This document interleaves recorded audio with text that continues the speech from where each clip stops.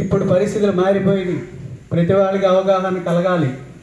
సమాజంలో దాదాపుగా సబ్జెక్ట్ లేనటువంటి వాళ్ళు కూడా చాలామంది జిఎస్టీ మీద పూర్తి అవగాహన వచ్చింది. కానీ పిల్లల్లో అవగాహన రావాలి అని ఈ సదస్సుని పెట్టడం జరిగింది.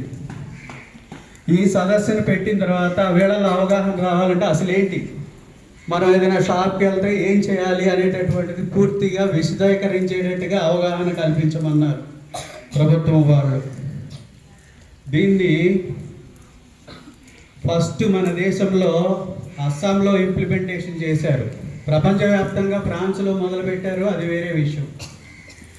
ఈ అస్సాంలో మొదలుపెట్టిన తర్వాత క్లియర్ కట్గా వస్తువుకి ఇంత రేటు, దాని మీద జిఎస్టీ ఇంత అని ఒక ప్రణాళిక, ఒక పట్టిక అనేటటువంటిది ఇచ్చేయటం జరిగింది. మన దేశంలో మరి సెంట్రల్ క్యాబినెట్ మినిస్టర్ అయినటువంటి మన నిర్మలా సీతారామన్ గారు దాన్ని పొందుపరిచి సెప్టెంబర్ 22 నుంచి అమలు చేయడానికి సిద్ధపడుతూ పిల్లల్లో కూడా అవగాహన కలిగించాలని.